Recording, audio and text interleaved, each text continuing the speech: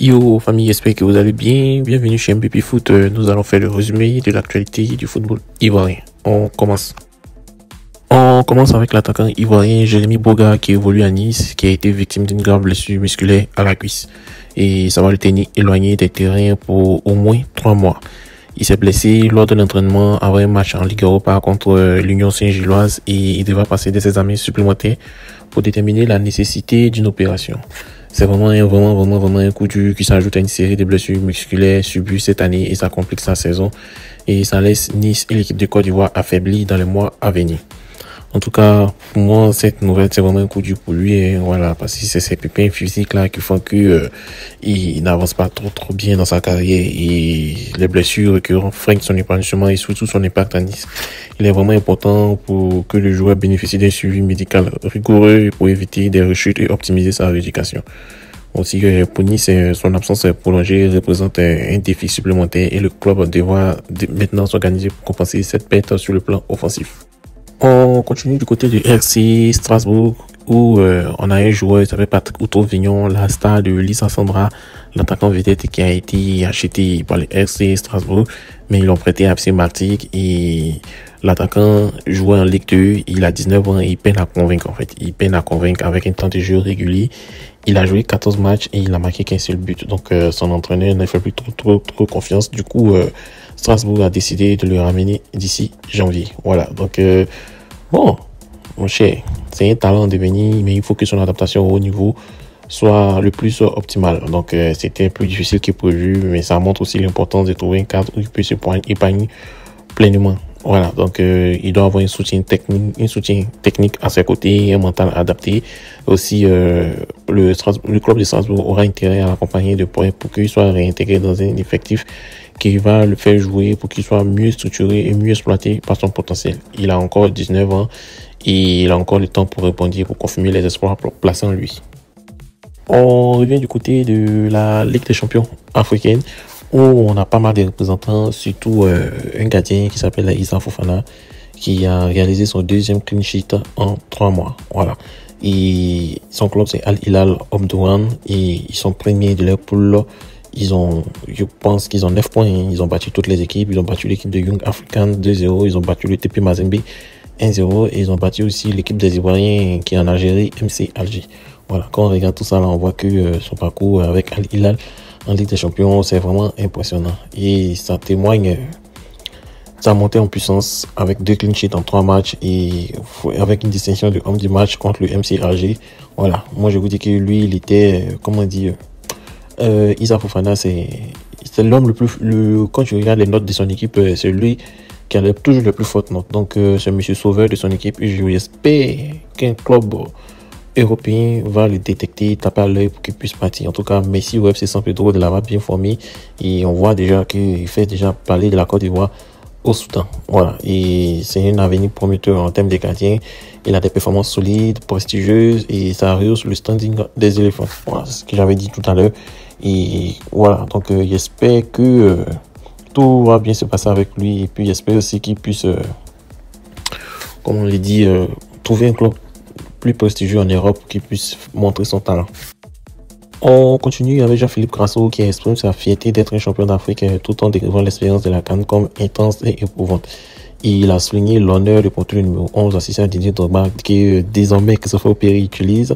Il dit Drogba c'est son idole d'enfance et ce qui rend les triomphes encore plus symboliques. C'est cette victoire qui représente une consécration personnelle et un accomplissement collectif. Voilà. Il a dit, selon ses propos, il dit on a gagné, c'est magique. Mais si on me demande de relever la CAN, c'est non. Merci. Et puis il a commencé à rire. Il dit c'était stressant, incroyable, catastrophique, trop d'adjectifs. Aujourd'hui, je suis fier. Il dit que je suis un champion d'Afrique. En plus, j'avais porté le numéro 11 en tant qu'attaquant ivoirien. Le numéro 11, c'est Didier Drogba, mon idole de jeunesse. Donc, c'est ce qu'il a déclaré à SoFoot. Voilà. Bon, ces propos montrent à quel point la CAN est à la fois un défi émotionnel et une source de fierté immense et aussi son attachement à l'héritage. Didier Drogba révèle l'impact des grandes figures du football sur des générations suivantes. Donc on espère qu'eux aussi vont impacter aussi les générations suivantes qui vont suivre les pas.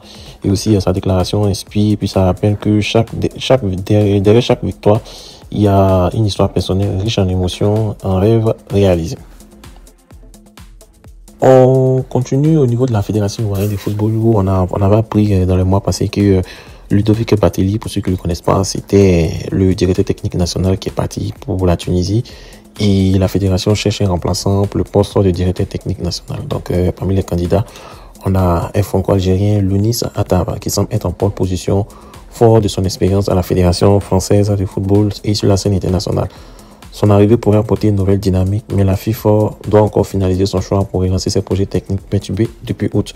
Voilà, donc il y a pas mal d'Ivoiriens qui ont exprimé leur avis. Ils ont dit que pourquoi pas prendre un Ivoirien, fait ça, toujours prendre des étrangers. Bon, de toute façon, moi je demande aux gens, est-ce qu'il y a un Ivoirien qui a eu un poste avec une expérience en DTN, directeur technique national, détecter les jeunes, bien former les jeunes, voilà. Donc c'est bien beau de dire prendre un Ivoirien, mais est-ce que on a un Ivoirien, est-ce que les Ivoiriens s'intéressent à ça?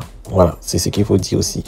Et puis pour moi, le départ de, comment il s'appelle, Ludovic Batelli, ça laissait un vide stratégique dans l'organisation du foot. On avait vu qu'il y avait pas mal de bonnes choses qui se passaient avec les équipes des jeunes, et là il est parti, ça a perturbé le projet. Et il est vraiment important pour que la FIFA prenne le temps de choisir un successeur compétent et surtout visionnaire. Voilà, visionnaire. Voilà, donc je pense que lui, Lonis, avec son parcours, il incarne cela, mais aussi il faut que la FIFA aussi puisse le choisir pour dire que c'est pour le long terme, pas venir et partir rapidement si on a une autre offre alléchante. On continue avec Ahmed Junior Traoré qui a été prêté par l'Ajax, par Bournemouth, et il se distingue par ses performances exceptionnelles en Ligue 1 et il attire l'attention de plusieurs clubs. Voilà, donc l'AS Monaco est intéressé, et le milieu, avec son profil polyvalent et sa capacité à marquer, distribuer les passes décisives, est devenu un élément clé pour son équipe. Donc c'est voilà, donc Bournemouth aussi, son club a dit que si vous n'avez pas 25 millions, ne venez pas les fatiguer pour demander à prendre ce joueur. Voilà, donc Ahmed, c'est un talent prometteur dans la polyvalence et la performance en Ligue 1 ne laisse pas indifférent, et les grands clubs, mais si son prix est justifié par ses qualités, il serait intéressant de voir son avenir se dessiner, surtout avec les clubs comme Monaco qui cherchent à renforcer les effectifs. Voilà, donc est-ce que Monaco a les 25 millions? Est-ce que Monaco veut vraiment le prendre? Donc on attend pour voir, parce que depuis pratiquement 3 semaines, on apprend que Monaco le veut, donc peut-être ils vont négocier, ils vont diminuer peut-être à 20, 18 millions pour le prendre. Voilà.